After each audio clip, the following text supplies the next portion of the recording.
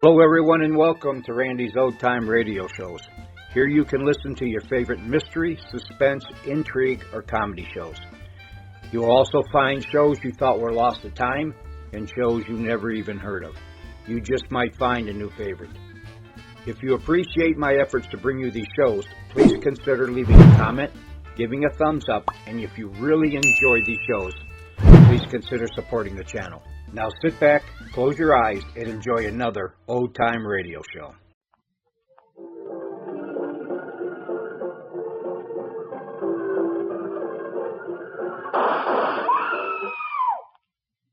Calling Nick Carter. Another case for Nick Carter, Master Detective. Yes, it's another case for that most famous of all manhunters, the detective whose ability at solving crime is unequaled in the history of detective fiction. Nick Carter, Master Detective.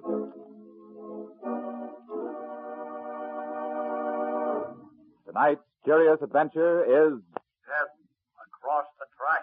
For Nick Carter and the Mystery of the Night Freight.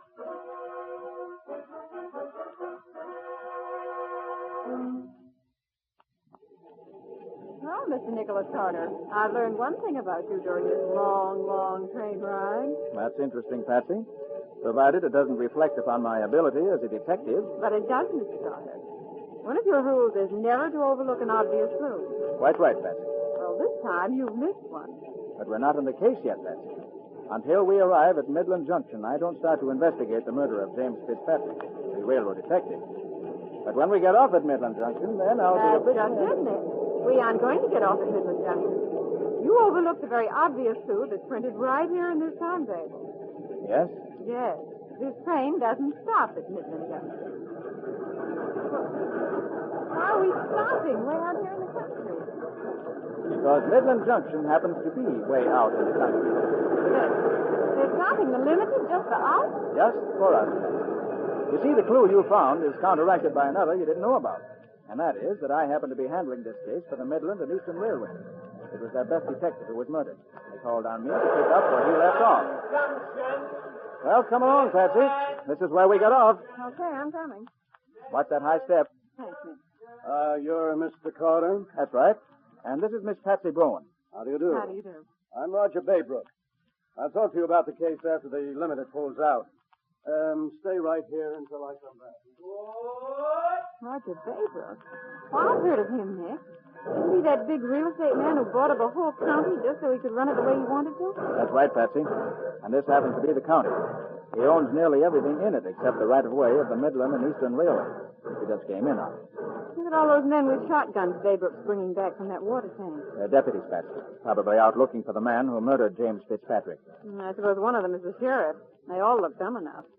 Why is it, Nick, that whenever we land half a mile from nowhere, we always find a hick sheriff who thinks he can give lessons to the great Nick Carter? That's really the exception rather than the rule, Patsy. I hope that rule won't apply in this case, Miss Bowen. Oh, you startle me, Mr. Baybrook. Don't mind Patsy, Mr. Baybrook. You'll find me quite ready to cooperate with the local sheriff from the moment I meet him. You've already met him, Mr. Carter. You mean that you're the sheriff? You see Mr. Baybrook's badge, don't you, Patsy? Oh, yes, sure. Mr. Carter, I shall now give you the details of the murder of James Fitzpatrick. Let's go into the railroad station. That's where it happened. All right, Sheriff.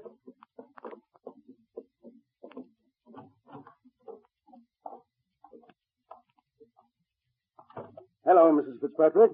How do you do, Sheriff Baybrook? Miss Fitzpatrick, this is Mr. Nicholas Carter. How do He's you taking do? charge of the case. How do you do? After I've shown him the scene of the death, I shan't annoy you further. This isn't a matter for sympathy. I'm the station agent here, taking my husband's place while he's in the Army. Jim Fitzpatrick happened to be my brother-in-law. But as far as his death is concerned, I regard him strictly as a railroad detective who was killed on these premises. So, of course, it's my duty to help to find the murderer. And mine too, Mrs. Fitzpatrick. Oh, here's the office where it happened, Mr. Carter. James Fitzpatrick was seated in that chair with his back toward the window. I see. The night freight had just taken on water at the water tank about 100 yards up the track and was passing by the station. Mm-hmm. The shot was fired from about the middle of the train.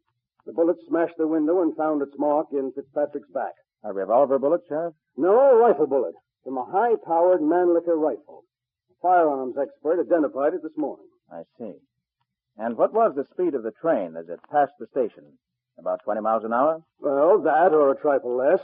There are about 30 boxcars, each fully loaded and sealed. The assassin must have been perched between two of those cars. Yes, undoubtedly. The top of a boxcar would be well above the level of the window. Precisely. Well, Sheriff, have you any suspects? Yes, my deputies are looking for Weasel Taggart and his gang of freight car thieves. We feel sure they've been responsible for the epidemic of freight car robberies we've had around here. Had Jim Fitzpatrick connected Weasel with those robberies? Yes, he had. We feel sure that's why Weasel killed him. Uh-huh. I'm going to make it my job to scour the country for Weasel and his gang. Well, you can handle the rest of it. Goodbye. Goodbye. Well, he's a funny bird. 1, 2, 3, 4 people, Mommy, counting you and me. Oh, hush, Charlie. Say, if Mr. Baybrook hadn't gone away, there'd be 5 people here. But now there's only 4 of us. Well, but there'll be 5 again when Uncle Jim comes in. And if he brings in Weasel, there'll be 6. When is Uncle Jim going to bring in Weasel with those handcuffs he showed me, Mommy? I don't know, Charlie. Do you like to count, Charlie? Gee, yes, I like to count all kinds of things. Especially freight cars. Now, come along, Charlie. Now get your supper ready. Oh, call me if you need me, Mr. Carter. I've really got to see you. Quite all right, I will. He's a bright little chap, isn't he, Nick? Yes. And he's established one point for us, Patsy. Hmm? Before he was killed, Jim Fitzpatrick was on the trail of Weasel Taggart and expected to get him. Oh, you better answer that, Patsy. All right. Hello? Hello, Miss Special Privilege. How does it feel to have a limited stop for you? Scubby Wilson. But how? When? Well, where? Patsy, I Stubby came came on ahead of get us on the early local, Patsy. At present, I take it, he's over in Halsey's general store, that being the only building visible on the other side of the tracks. Is that Nick talking, Patsy? Yes, he deduces that you're at Halsey's store. Right. Come on over if you're still hungry, Hungry? Well, how'd you know I was hungry? because you always are. Uh-oh. Oh, bring Nick along with you, and while you're eating, he can talk to Jeremiah Halsey, the Encyclopedia of Midland Junction. If Nick can sort out the clues that Halsey hands him, he'll have this case right in his pocket. We'll be right over, Scubby.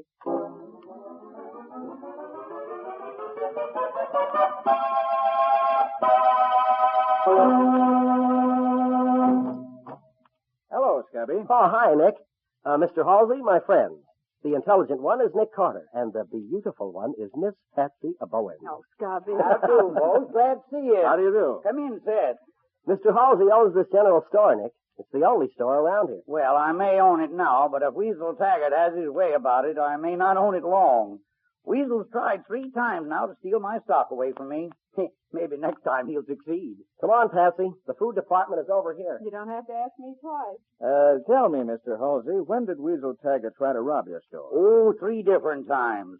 Only I'm not expecting them again until they rob some more freight cars. Well, what's the connection? Oh, by the way, miss, there's some good pies on that top shelf in the bakery department.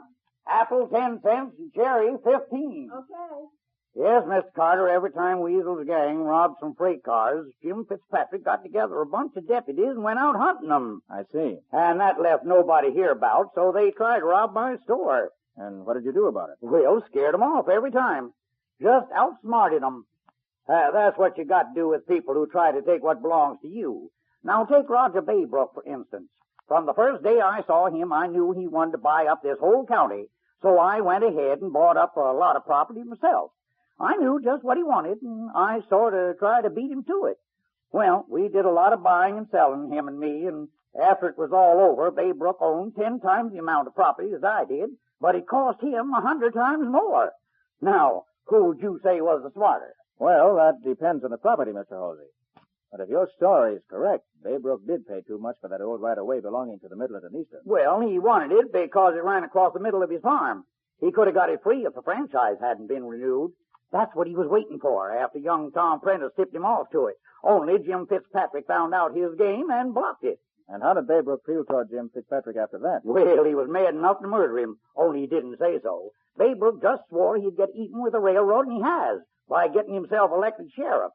He's after 'em every time a cow gets killed on their tracks. It'll cost them more in damage suits than he paid them for that strip of land. Mr. Halsey, get it back to Jim Fitzpatrick. No, don't jump at false conclusions, Miss Carter. I didn't say Baybrook actually threatened Jim. You heard me mention Tom Prentice. Yes. Well, he's Mary Fitzpatrick's brother. He worked for the railroad and embezzled some of their funds.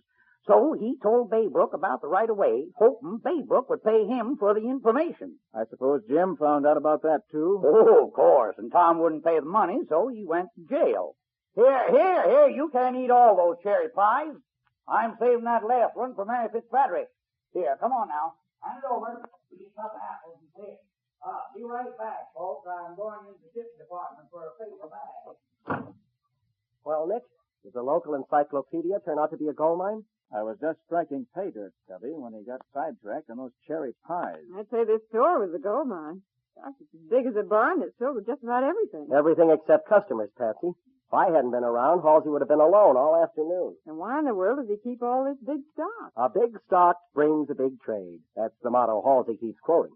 He's forgotten that half his customers have moved away since Baybrook bought up this land. Back again, folks, with a pie all wrapped up for Mary. Oh, that reminds me, Miss Carter. I was telling you about her brother, Tom Prentice. Yes. How long ago did Tom go to prison? Well, I can't exactly say, Miss Carter, but I can tell you how long he's been out. And that's since yesterday. Oh, you've seen him? Yes, sir, right here in this store. Stop to say hello like he'd just been back from a trip. But let's get over to the station before the night freight comes along and blocks us off. It's kind of dark, and if you want flashlights, I got some nice 69 centers in the hardware department. I have my own light, thanks. Come on, kid.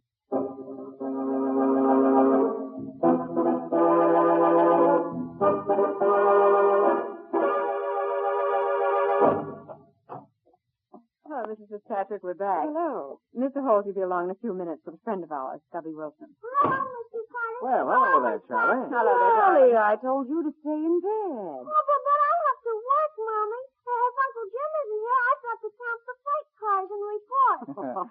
How high can you count, Charlie? Gee, I only counted to 20 last night, then Mommy yelled and awful loud. Are you going to yell tonight, Mommy? No, dear. Now run back to bed. Now, hurry now. You can count the cars while you're in bed. The big freight is just about started. Okay. Oh, hello, Charlie. Hi, Mary. Hello there. Thought you told me you liked cherry pie, so I brought one along for you. Thank you. Oh, say, just got a good idea. Maybe Mr. Carter ought to look over those bills of lading and other papers Jim used to keep. Yeah, you might find a clue there. They still in Jim's desk? Well, either there or in the safe. Come on, Miss Carter. Let's go into the office. You can try what's in the desk first. All right. There they are. Right there. Don't imagine there's much here that can help. You can't tell. You might find something.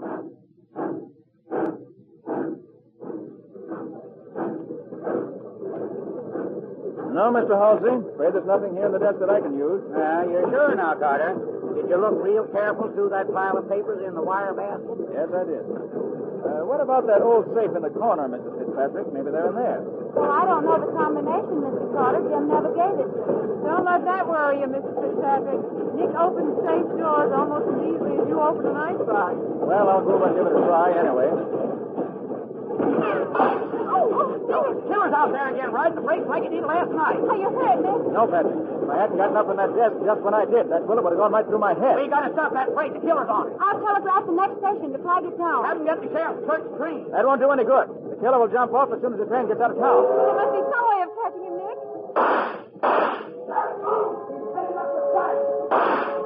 Hey, you hear that? Brooks' deputies must have cornered him. Let's get out there and find out what's happening. Careful. He's got a gun. There are the deputies, Nick. Crouching behind that pile of railroad ties. You down there. Tell us out your gun and come up with your hands raised. I have no gun. I'll come out like you want, but don't shoot. Promise you won't shoot. If you ain't lying about that gun, just keep your hands in the air and you won't get hurt. Okay.